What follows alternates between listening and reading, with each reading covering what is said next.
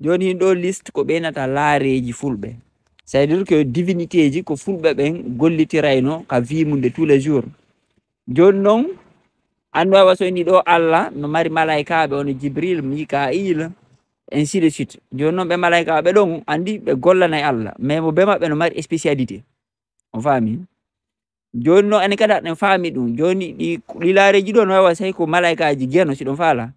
en français ɓeyna divinité. Joni enen hari ɗen mari ɗi nogay jeetati, fotodir ɗum e lewru ko ente lewru kon tigiri, par ce que ari anen ko lewru no limirten tan on, hina wano hande ko konde ɗo janvier février, hari ko balɗe sappo e jeetati woni lewru ndu. mais ani hari enen hitande men tigi tigiri no taƴitirten de ko pecce nogay jeetati hara peccum be ko balɗe sappo e tati, peccum be balɗe sappo e tati, c'est à dire que 13 jours waɗa pecce noon pecce nogay jeetati, c'est à dire que nde nouvelle lune ari ha nde nouvelle ha pleine lune woni feccere, ainsi de suite. Joni noon eɗen gueɓe nogay jeetati ko woni lewru, jeɓum be no fewtodiri e konte laareji wotiri. Joni noon ɗe inde men busko en fait ko laareji, hina mere ko dina kam ɓayti waylitike, révolution ji waɗi, ɗe hadisaje fefinama e tout ça, ɓe wayli dina kam, ɓe yimɓe natuɓe dina kam ɓurti woɗɗitade ɗe inde ɗo ko en fait, parce que en fait ko laareji, c'est dit que ndenna ɗo yero ndenna paate, non seulement no indiki alignement de naissance on, mais en fait ko no noddi ko nete ko jinnaru hande en fait. Andi ko ɗum wano ɓe Fuutator ha hande ɓenni jinna, kamɓe ko mama maɓɓe ɓe wolda fimu,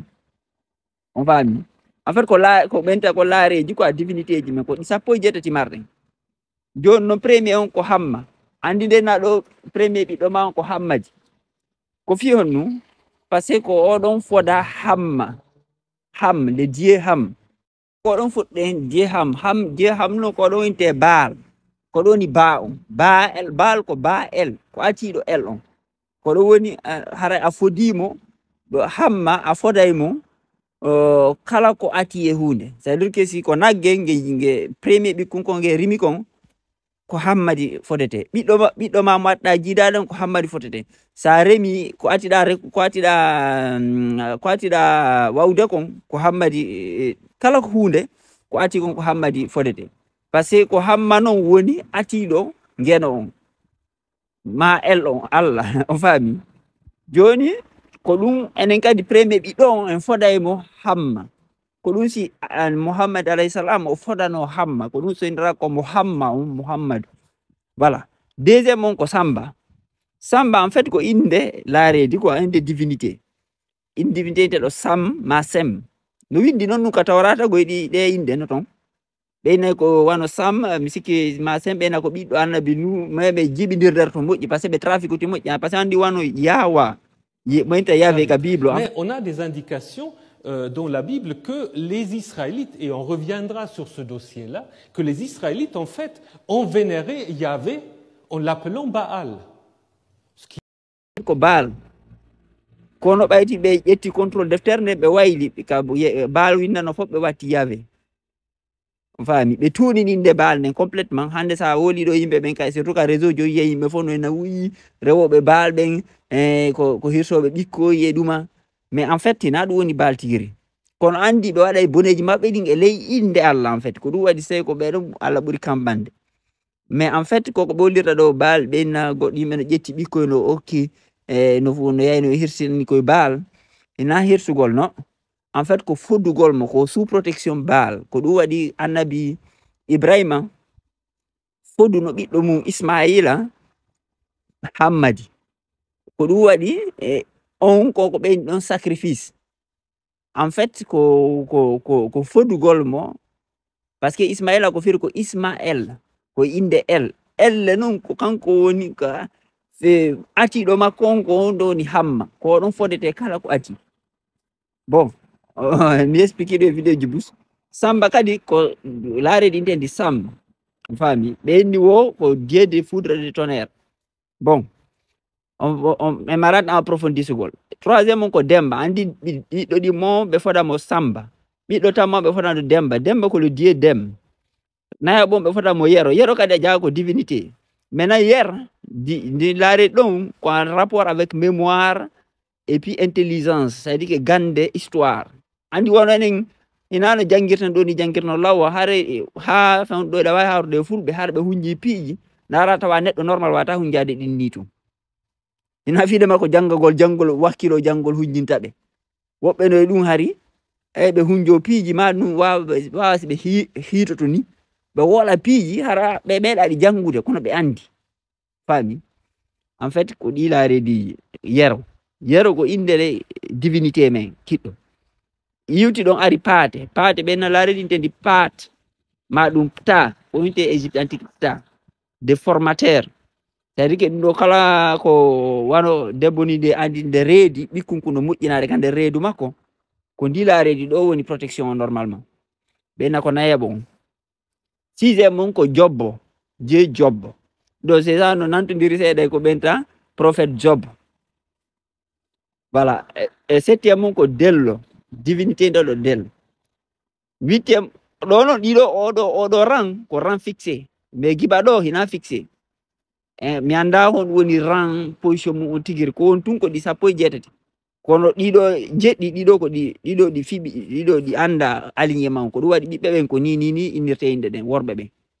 Voilà. Mais giba ɗo andi wano Sara wonde ɓe nayi Hammadi wonde ɓe waɗa Sara parce que Sara en fait Sara divinité Sara on tigiri no woodi en dieu inteɗo Sara en fait ko ɓiɗɗo an ko an woni Allah. Joni ko ɓiɗɗo an kañum e inna woni premier debbo inna ko ɗum waɗi enen surtout tele Sénégal ha Mauritanie ha Mali to ɓe yumma maɓɓe na inna ma ɗum matriarche on grand-mère maɓɓe ɓe inna ande ko ɗum wawi si ɓe yennayi kamɓe hattirde maɓɓe yennugol ko ɓe ko inna on ɓe yennata enen noon utilisata ɗum tellement inna. Mais inna en fait ko no ɓenta star anasara ɓe windimo innana ko firi ko inna men on kono andi ɓaɗɗe haɓɓitoto si ɓe traduisay ko haala grec haala latin et pourtant haala gaynakoɓe no ɗon par ce que ɓen fof ko laareji gaynakoɓe num lawno wonno kono ɓe faltake wolde fimen. Don non ko divinité Sara ko divinité militaire on faami ko ɗum waɗi si tawi noon Sara waɗe wonde premier position ɓiɗɗo ati ɗon inne Sara parce que en fait Allah ko fuɗɗori ko guerre parce que o yahu e guerre kan contre niwre nde sifare makko ati nde feeñude nde hina Rahman ko guerrentejo fuɗɗori avant yo won yurmeteɗo ko ɗum so ƴetti hay o ɓeyna sa ƴetti ɗo payi bobo ni ka won to sokun ɗon haray o wara yurmede goy so falama goɗɗum o heɓali mo wawi monade lanca piiji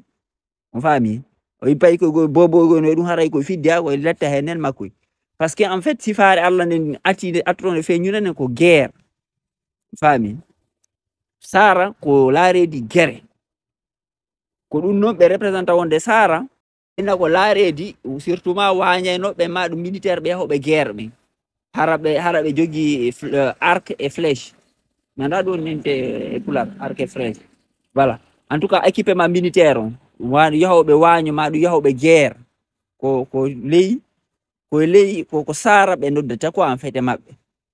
faami par ce que hari ɗe andi no ɗi noddirte en fait c'est à dire que selon ko siko gandal andi no yero noddirte si tawi ko fi protection reedujo ɗo andi no paate noddirte si tawi ko fi ainsi de suite si tawi ɗa wadde business a nodday hamma a nodday baal